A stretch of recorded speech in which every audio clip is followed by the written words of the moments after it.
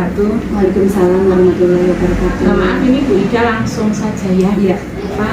Saya sebagai CGP di angkatan 9 ini diminta untuk mewawancarai kepala sekolah dari sekolahan lain tentang dilema etika modul 3.1. Ya. Ini ada beberapa pertanyaan yang mungkin sepertinya ya semuanya pasti pernah punya kasus dilema etika, baik itu dengan murid ataupun dengan sesama guru. Nah ini yang saya tanyakan, bagaimana Ida dapat mengidentifikasi kasus-kasus yang merupakan dilema etika atau itu bujukan moral. Terima kasih. Alhamdulillah hari ini diberikan kesehatan semuanya, untuk kasus yang saya alami ataupun yang dikatakan dilema, namanya dilema itu kan juga bingung ya, antara baik dan baik gitu ya. Menurut saya kalau dilema etika itu adalah sesuatu yang merupakan pilihan yang baik. Pilihan yang baik yang harus kita pilih dulu gitu. Langkah-langkah apa saja, kemudian hal-hal apa saja yang perlu kita dahulukan. Sedangkan yang bujukan moral itu menurut saya, kalau bujukan rayuan itu kayak arah yang negatif gitu ya, kayak bujuk, seolah-olah itu kita dibujuk misalkan walaupun itu tidak sesuai dengan aturan, tidak sesuai dengan perintah dari pemerintah misalkan seperti itu namanya bujuk rayuan, bujukan seperti itu. Terus bagaimana Bu Ida menjalankan dalam pengambilan keputusan di sekolah? Misalnya ada kasus-kasus di mana ada dua kepentingan yang sama-sama penting ya Bu ya, sama-sama penting, sama-sama benar, kemudian sama-sama juga mengandung nilai kebajikan. Itu gimana itu? Nah ini berarti iya betul. Berarti ini kan masuk dilema ya, kan? Karena sama-sama betul, sama-sama baik nih. Baik, terima kasih. Saya mengambil keputusan tersebut, tetap saya yang pertama melihat dulu kasusnya seperti apa. Sebelum itu kita mengkomunikasikan, kan biasanya pilihan yang terbaik, tetapi itu kan ada hal-hal yang berkaitan dengan pihak tersebut. Kita lihat dulu yang berkaitan dengan masalah tersebut siapa saja, kita komunikasikan. Intinya yang pertama adanya komunikasi, kemudian kolaborasi. Saya kan di sekolah nggak sendiri, pasti ada teman-teman juga. Bisa juga itu nanti berhubungan dengan antar teman sejawat ataupun dengan siswa. Jadi kita harus lebih mengutamakan intinya komunikasi di situ dan kolaborasi. Kalau langkah-langkahnya atau prosedurnya itu seperti apa Bu misalnya? Langkah yang saya ambil yang pertama tadi saya sampaikan, saya mengkomunikasikan dulu. Kemudian saya melihat atau mengumpulkan data-datanya dulu. Saya tidak mau di situ saya gegabah dalam mengambil keputusan. Saya tidak mau nantinya akan merugikan salah satu pihak. Karena apapun yang akan kita lakukan di situ akan ada pihak yang mungkin diuntungkan dan dirugikan juga. Jadi kita harus mengkomunikasikan, kolaborasi jelas, kemudian mengumpulkan data. Jangan sampai kita sudah tahu kegiatan seperti ini kok tidak kita ambil data dulu. Selama ini hal apa saja ya Bu yang dianggap efektif dalam pengambilan keputusan pada kasus-kasus dilema? Yang paling efektif itu apa? Baik.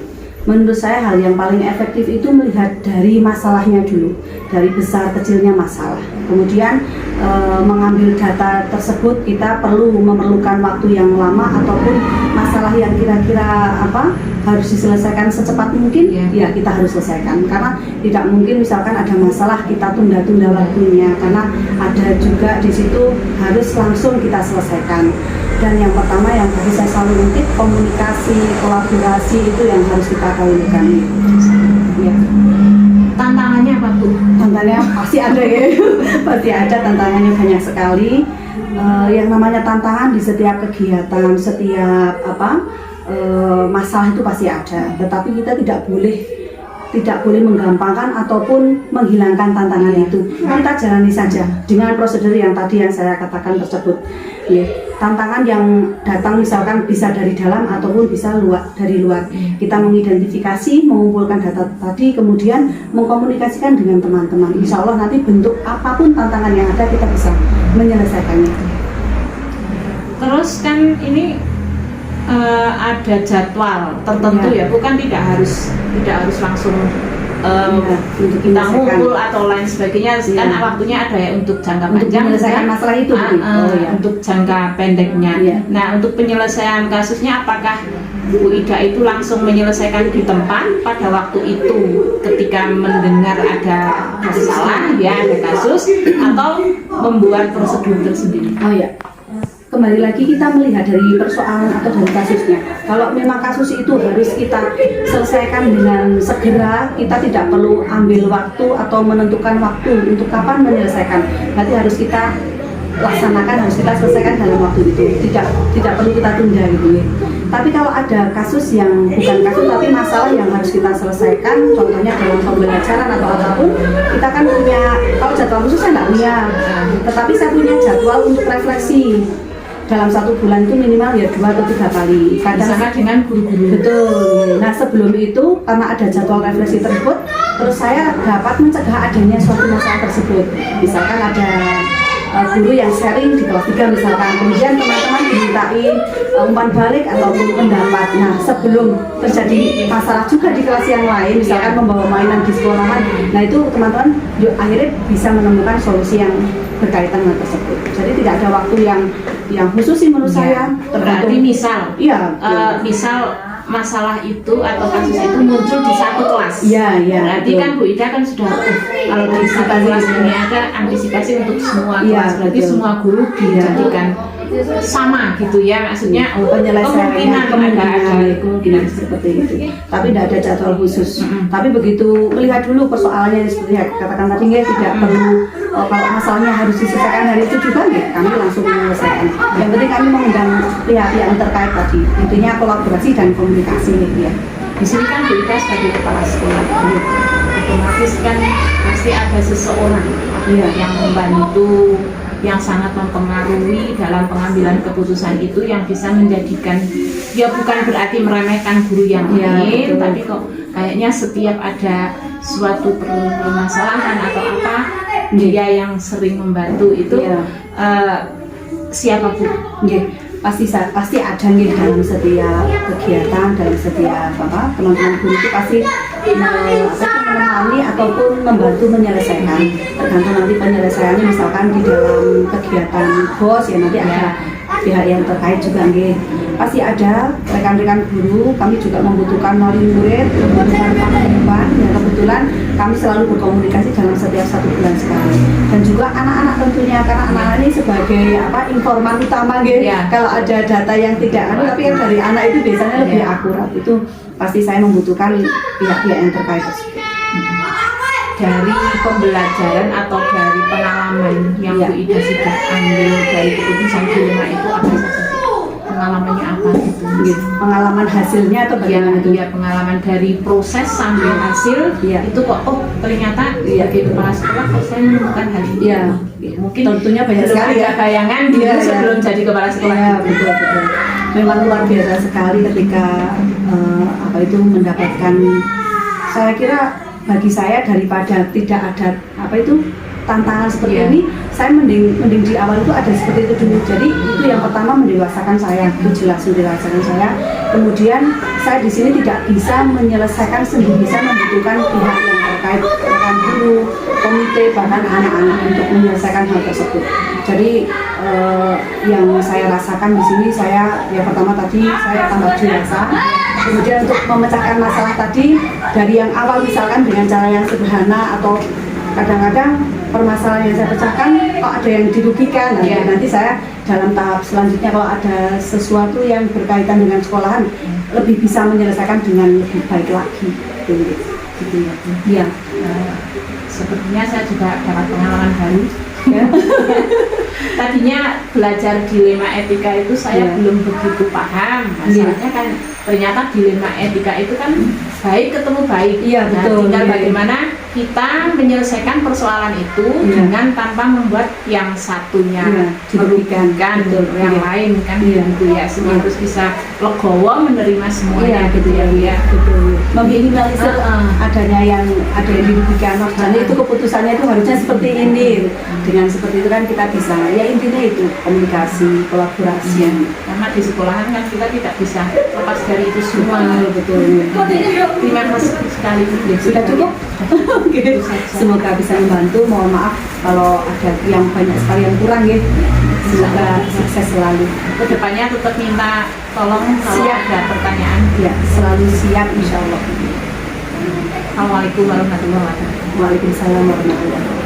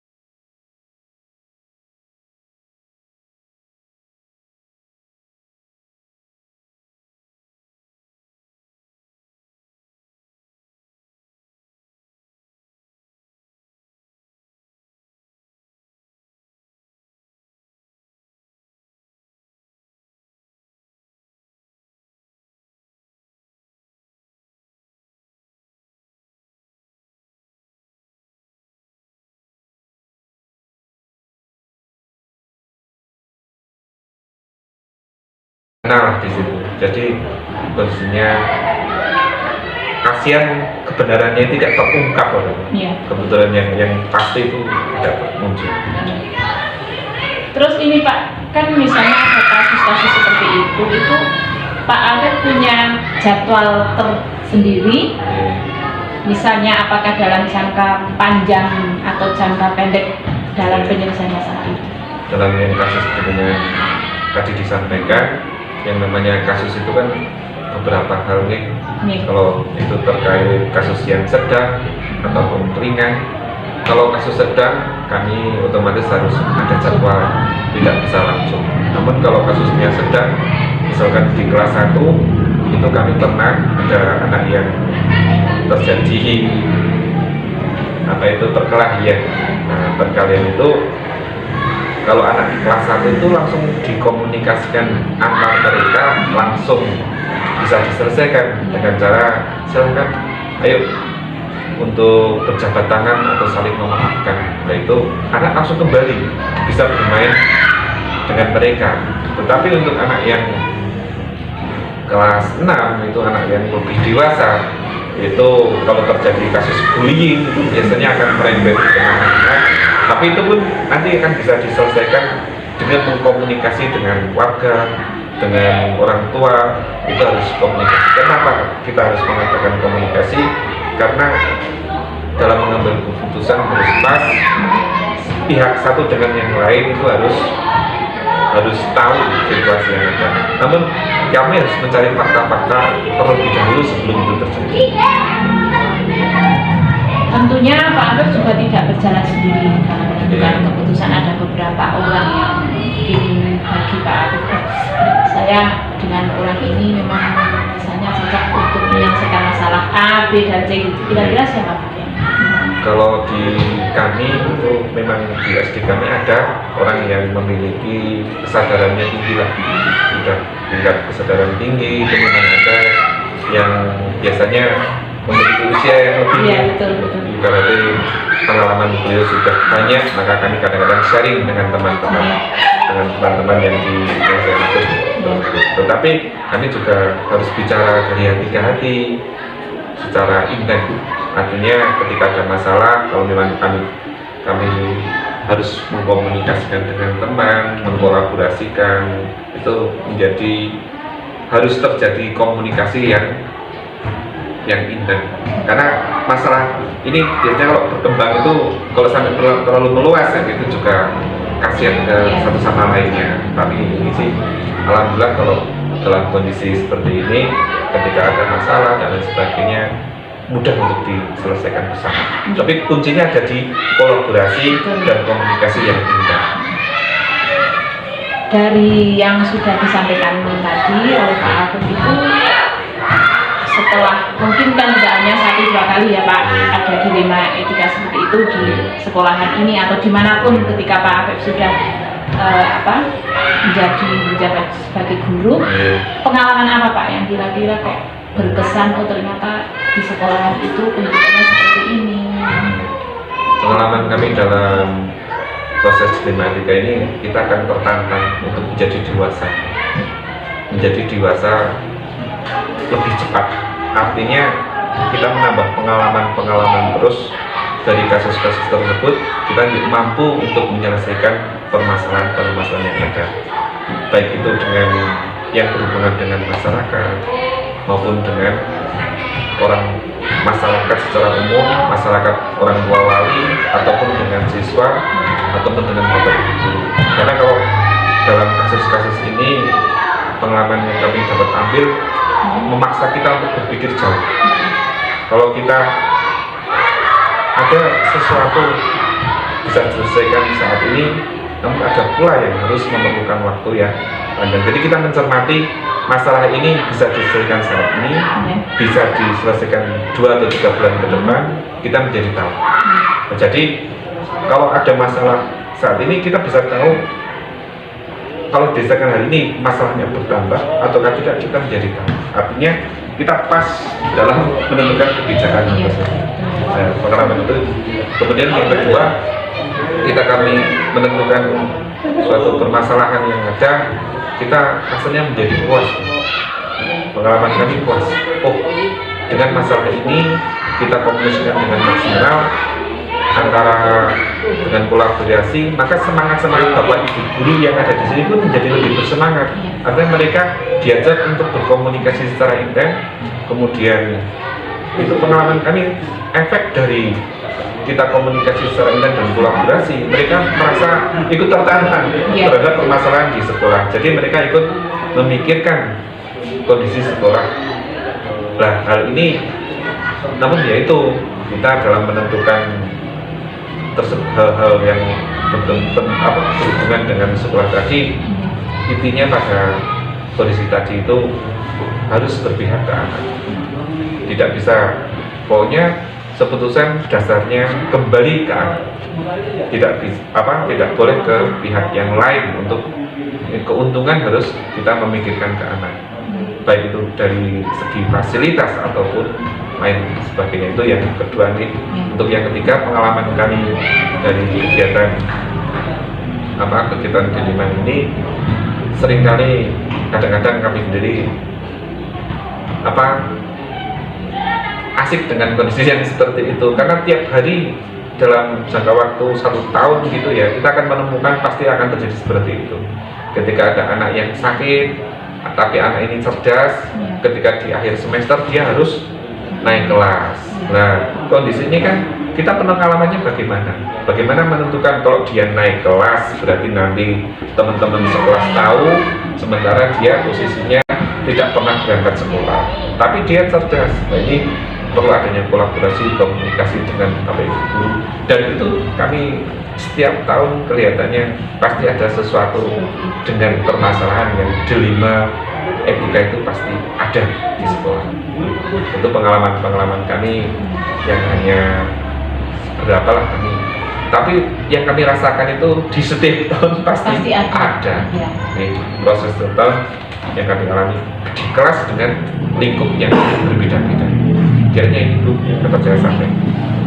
Terima kasih sekali ini Pak Afif. Tadi pertanyaan yang terakhir dari saya sudah cukup memberikan banyak pertanyaan. Mudah-mudahan ini menjadi satu pengalaman buat kami, menjadi ilmu yang baru buat kami. Terima kasih sekali sudah memberikan banyak waktu pada sama-sama Bu, membantu dengan dilanjut CGP-nya, semoga lancar dan sukses selalu. Amin. Assalamualaikum warahmatullahi wabarakatuh. Waalaikumsalam warahmatullahi wabarakatuh.